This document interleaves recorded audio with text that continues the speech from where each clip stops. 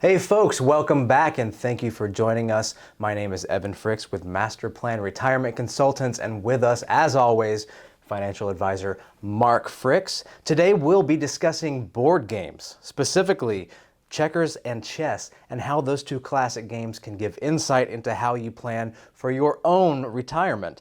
Connecting board games and retirement, we could probably make some mashup between the game of life and Monopoly, but it may not be very much fun. What do you think, Mark?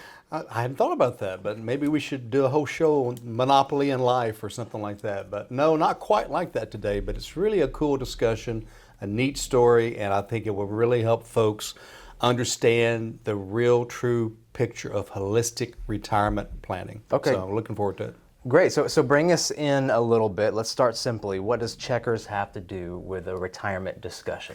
Yeah, so this is a story I came up with about a year ago that it really just came together in a way of explaining to people what they're doing now and what they should be doing in a very simple way. And so kind of what I tell folks is this. I say, when they come into our office or into our Zoom living room or whatever you want to call it, they walk in with a checkerboard under one hand and a bag full of checkers in the other. Mm-hmm.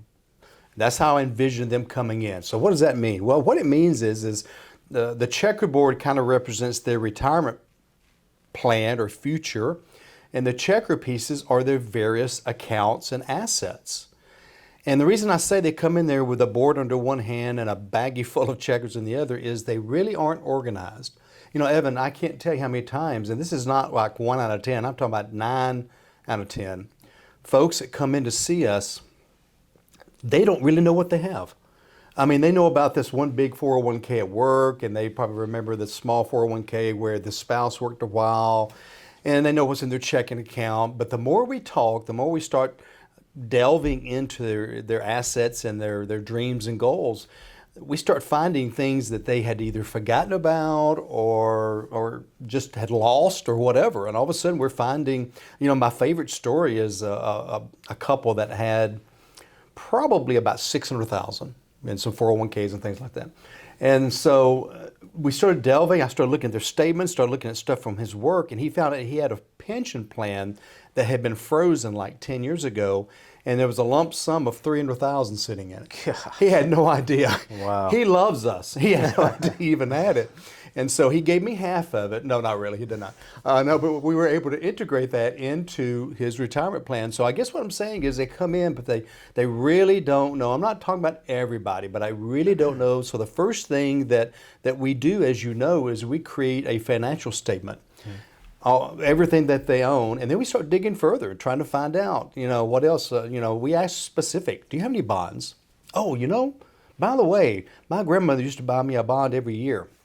I think I've got about 30 or 40 of them at home in a drawer. Oh, well, let's find out what you got there, and things like that. I got this inherited IRA from my father 10 years ago, and it's just kind of sitting somewhere. And a lot of times they don't know where it's at, okay? Mm-hmm. So they're disorganized. So step one is to get organized. So I take that checkerboard, speaking from an imagery standpoint here, and we start setting the checkers where they belong, because I want to know what each checker piece is, not only from the investment type, the tool, how it's taxed, all of that. I want to understand what kind of fees are in it, what kind of commissions are in it. We want to know exactly and begin analyzing what they have, because if you don't know where you are now, you can't get to where you want to be. So that's kind of the beginning of it. So organizing, setting up that checkerboard, setting the pieces where they belong, and now we know where we stand. Right. Well, what's step 2? Okay. Great question. So step 2 is then I start taking, or we as a company and as a staff as well, we start taking each checker piece off the board and replacing it with a chess piece. So many people know how chess works, but basically in chess, whereas in checkers, every piece moves the same way. And I guess their old stuff, it mostly is just designed to grow. That's, you can move it 2 spaces at first and 1 space afterwards. So chess pieces each move in their own specific way. So like a queen can move vertically or horizontally as far as they want, or as far as you want to move that piece. A bishop moves diagonally. A rook moves a certain way. The knight moves. So they all have a way they move. So what's the point? We want to take those accounts, those checker pieces, and give them an assignment. That might be the best way to put it. We want to attack with that piece their retirement in a specific way. Okay, so an illustration would be this. So let's say they've got 6 accounts that are all designed to kind of grow. They grow in different ways or whatever, but that's what they're designed to do. Evan, that's great when you're 25, 35, 45 years old. You need growth. You want to get to a point. But once you start getting into your 50s, late 50s, early 60s, or later, you want to design that board so that each piece is more specific. So an example I used the other day with somebody, it just kind of popped in my head. I like to use sports analogies. And so this one I came up with because it has been basketball season and March Madness and all this stuff, is that, if you've got a basketball team, you don't want your 7-footer bringing the ball up the court, okay? You don't want your little 5'8" guard, which is how tall I am, under the basket trying to rebound. They each have a job. They have a function. So when it comes to retirement planning, maybe you want one piece that all it does is produce income. It's not designed necessarily to grow. If it grows some, that's great. But we want to produce income with it. And we want to produce income that will not outlast them. That will last as long as they last. In other words, guaranteed lifetime income. Not, hey, I hope I get a dividend. Not, hey, I hope this account grows. I want it to look like Social Security. I want it to look like a pension. I want a guaranteed check in their mailbox every month, regardless of what the market's doing. So that could be one piece. And then we've got a similar piece maybe that is designed to kick in for income maybe in 5 or 10 years because of that ugly thing called inflation. And so we may have 2 or 3 pieces that are designed. So that income piece that begins in year 1 is a certain type of income producing piece, whereas the one that starts in 5 years is still an income producing piece, but it's designed to grow first and then produce income. So you can see there's even little nuances between each piece, so that's their job. And so instead of having 1, 2, 3, or 4 buckets that are designed for growth, we're going to have 6, 8, 10, 12 buckets that are designed for a specific purpose. Okay, and so that's why I come in with the chess analogy. Each chess piece has a job. So what's another example? Maybe we want a short-term growth bucket because, in the next 1 to 2 years, we're going to have something come up. I mean, it could be a trip to Europe. It could be, hey, we want to build an addition on the house. It could be we want to go to Europe or whatever. So it can't be aggressive. We don't need it to be down 12% when they need it. We want it to grow steadily at 2, 3, 6%. There might be another bucket that's kind of a mid-growth bucket, things we want in the next 5 to 7 years. And then a long-term growth bucket for things 10 years and beyond, like long-term care or health care, or maybe a plan to move to the country in 10 years, whatever. And so I'm already up to 5 or 6 buckets. Haven't gotten into tax planning buckets yet. Right. Okay, so there's some tax buckets that we want to be tax-free and tax efficient, some more liquid, some less liquid. And maybe a bucket to protect against long-term care, maybe a bucket to protect against the premature death of a spouse. And so, I mean, we literally, as you know, have clients that have 16, 18, 20 buckets, whereas they used to have 2 big 401ks or IRAs. And so that's the chessboard, going from a checker, which is just, well, we got everything in growth, we hope it grows, and we hope it lasts a lifetime, as opposed to we have all these chess pieces so we can attack retirement and use the piece to attack whatever the enemy is throwing at us. And you know who the enemy is? Life, right? Taxes, premature death, inflation. I thought someone was going to say the government or the taxes. No, I don't want to say that. Don't say that, not the U.S. government. Maybe the IRS, not the government. Okay, there you go. So it's really a really cool way, I think, to look at it. And I think it helps people kind of understand this is more than just, when am I going to turn on Social Security? It's a whole lot more than that. I like that, the preliminary step of coming in with your checkers and really looking at that. And we've said this before, everyone's accounts in the first 30 years of employment are geared towards growth. So you're coming in with a lot of checkers that are the exact same piece, right? And you liken that to a sports team with a specific positions and specific jobs on the court or on the field, and you've made this connection before as well. In first grade, I played soccer, and my team was the Rice Krispies, and we all did the same thing. And basically, we were just a blob. Our team and the team across the field, we were just a blob of kids just following the ball, chasing around. that ball all around. And the most fun about that wasn't even kicking the ball. I think we just liked to dive across the grass every now and then. If we haven't dove or slid in the grass for a while, we do that, but we were supposed to chase the ball, and that's what we were taught. So we're coming in with the Rice Krispies, and then you take one player out and put in a new player with a specific position and certain skill set. Right. So yep. That's good. And so we're taking, well, before we continue, I do want to mention one thing, and that is our website, masterplanretire.com. There are multiple links there, multiple retirement resources, education just for you, links to our YouTube channel, our podcast, Mark's radio show, hundreds of episodes, spans the gamut of retirement topics. Check that out. Again, that's educational resources just for you. So please feel free to check that out. Also, and of probably more importance, there's a link to Mark's calendar. We do offer complimentary consultations with Mark. What that is a conversation, 30 minutes to an hour. You discuss your retirement concerns with Mark. We even offer complimentary reports, which would be in a follow-up appointment as well. That's retirement illustrations on income, stress tests, everything else. So feel free to take us up on that. No strings attached. You can also reach us at our office number, 770-980-9262. And that website again is masterplanretire.com. We would love to hear from you. So moving on, or continuing rather, so our first step is replacing the checker pieces with chess pieces in specific jobs. And those pieces can be looked at as what accounts or what you've been referring to them, and as we refer to them as buckets of money, whether one's a growth bucket, one's a protection bucket, one's immediate access liquid bucket, maybe one is for long-term growth. Okay, so that's our second step, is starting to allocate our assets. Is that one way that you would go about? Yeah. It's funny when people talk about diversification during their 30s and 40s, they talk about, I want some in large cap, some in small cap, some in international. With us, diversification is many, many more layers than that, as you know. And so it is, you should not be doing this, by the way, if you're 25.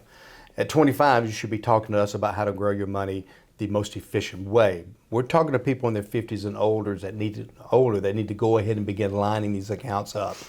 So yeah, that's I think you put it very well.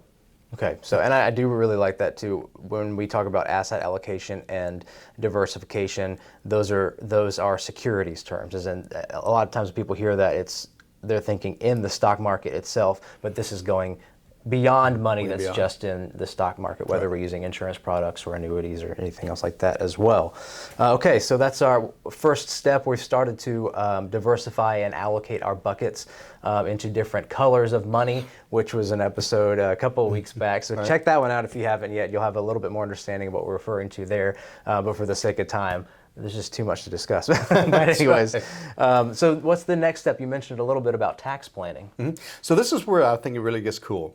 So whether you're a Star Trek fan or not, you probably remember somewhere seeing their 3-tiered chess set. Okay, and so whether it's in the movies or the old TV series or whatever. So I envision the same thing with us. So we have the flat board now, but I want to add another tier. And so the second tier we add is tax efficiency, tax diversification. So you just mentioned about different forms of diversification. Now we're going to introduce tax diversification. So in the old Star Trek series, they could move not only across the board, but to the next layer. And so it's multidimensional So is retirement planning. Okay, so the second level is, we need some of these pieces to move up here and become tax free, maybe convert to a Roth, or maybe make it a more of a tax deferred if it's a taxable account every year. And it's got to interrelate with that first layer. And so some of these accounts are going to move up and they can move back and forth up here. So I love that vision. I'm not sure if I was dreaming about a Star Trek episode or what when that came to me, but I just said that fits perfectly. And now you can see why this is something that you don't just want to Google. You don't want to just, again, I've seen people that have retired and they just float along, the old California road trip we've told before and we'll tell again. And so it's just another layer of complexity that if you're doing it on your own, you may be fine, okay? It may work out wonderfully, but why take that chance? And why not maximize everything? I mean, even if you don't use up all your money, I mean, I got kids I want to leave money to. I got grandkids I've got multi-generations that I love that I want to see getting, the things that we've worked for and that Evan's family's working for and the other families are working for. So it's the question I asked, do you want to see the IRS get more of your money or you keep more of your money and your family keep more of your money? I believe in supporting my country. I believe in paying my fair share, but I think many of us pay more than our fair share. So that second level comes into being, and it's actually our second step when it comes to retirement planning. It's usually meeting 3 or 4 by that time, but I really love that analogy and the way that works. Yeah, I love that, the 3D chess set. I had a friend in college who made one. It was about the size of a coffee table. Oh, wow. We were clearly very popular with the ladies. And had a lot of time on your hands, too. Yeah, that's awesome. And so I really also like the idea of maximizing your tax efficiency.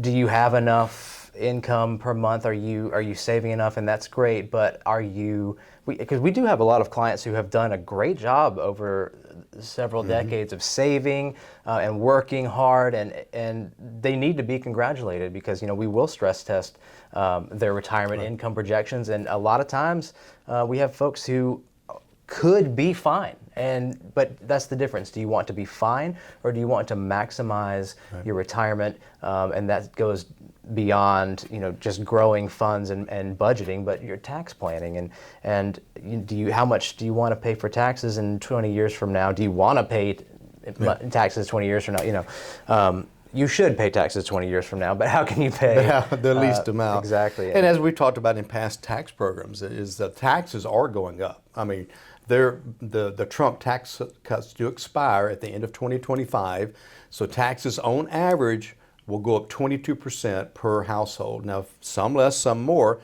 but even if it's 10 or 15%, and the fact that Medicare is going broke, Social Security is going broke, we're $31.6 trillion, I believe is the last figure I saw, in debt. Our debt payments on that have gone up because the Fed raised rates. So now instead of paying those debts at 1%, we're paying them as a government at approaching 5%. So we've got to do something, and it's going to be cutting programs and raising taxes. One or the other won't do it. It's going to take both.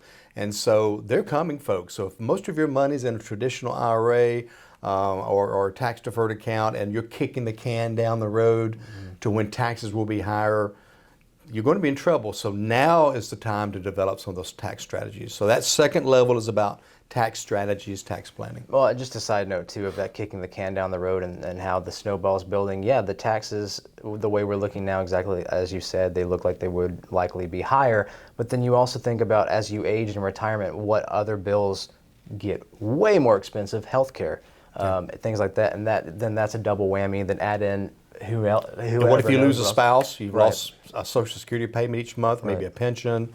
Yeah, it could be the perfect storm. It can really destroy a family or a couple or whatever. So. And these things don't typically happen in a vacuum. These things, that is life. Multiple things happen at the same time, so it's being prepared for those. So you mentioned asset allocation starting out as the first step, those buckets, and then we talked a little bit about the tax planning as a 3D model chess, and then you started to mention a little bit about legacy planning. Yeah, so that's kind of the third level. Oh, look at that. All right, so Like that's we the planned third it. chessboard, right? We just stumbled into that, right? We know, this is all off the cuff, by the way. So that third level is legacy planning. So it's about making sure you're taken care of if you're incapacitated, making sure your stuff's there for you. You got somebody helping you control it, so that if you can't make decisions, they're being made by somebody you trust. Even end of life decisions as well, but also making sure your stuff goes to the next generation as little taxed as possible and as little probate cost as possible. And so again, you're maximizing the efficiency. And we've had several people I've heard of that have passed away that did not do their wills. So not only did they not do any planning, they didn't even have a document in place. And so now you're really looking at legal costs. So not only documents though, but it's the plan around them and making sure the beneficiaries match up with your plan and the titling matches up. And we have, we've lost clients. We've had clients pass away, so we know what to do and how to do it. And so that's that third level. And, I know we're running out of time, Evan, but there's actually could be one or two more levels. Oh, yeah. Well, and with the legacy stuff, there's the responsibility of making sure that, your money is taken care of and the people that you love are taken care of afterwards. If that, if you have the legacy to pass that on. But also, and this is a side note, but it's a huge one from personal experience in our own family. We know the headache and some of the relationships that get stress tested when inheritance comes into play. Oh, yeah. And that can be as ugly or as easy as you want to make it. But that's other than a great death benefit, I think that legacy planning is probably the best gift you could give to your heirs. Well, as I've quoted before, Mark Twain said this. He said, "You never really know someone until you share an inheritance with them." Yeah, sure. And that's very true. And when I say that to a client, they go, "Oh yeah, my aunt so and so. Oh yeah, my granddaddy or whatever." And it's always a story there. Right. So, legacy planning, and then you mentioned, we just have a couple minutes left, but there are other layers as well. There could be. There could be other layers. What are a couple of those? So yeah, real quickly, one could be if you're a federal employee or even a state employee, but especially a federal employee is a whole nother level of complexity. As you know, we teach classes, we are certified and registered when it comes to working with federal workers and benefits. We understand it, we know it. If we come across something we've never heard before, we know where to get the answer as well. And so probably a third of our clients are federal workers, and we're getting more of those every day as well. So we check the website for future classes on federal benefits, but that's another layer that has to interact with all your other layers. And then, as I mentioned before, during our show prep, Evan, what about maybe a special needs situation? Maybe you have a special needs child or adult child that is another level of complexities in order to protect benefits, yet still leave money that they be taken care of. That's another area that we are experts in. It could be divorce planning. That could be a level that kind of overrides all this and having to know, what am I going to do now? I've lost half my assets and things like that. So there could be other levels for other people as well.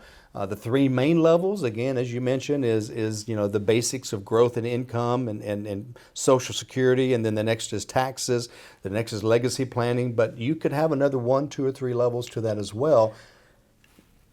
And even the first level you mentioned, growth and income and that asset allocation, income itself could almost be a whole different board it's game. Huge. That's a whole different topic, a whole different conversation there.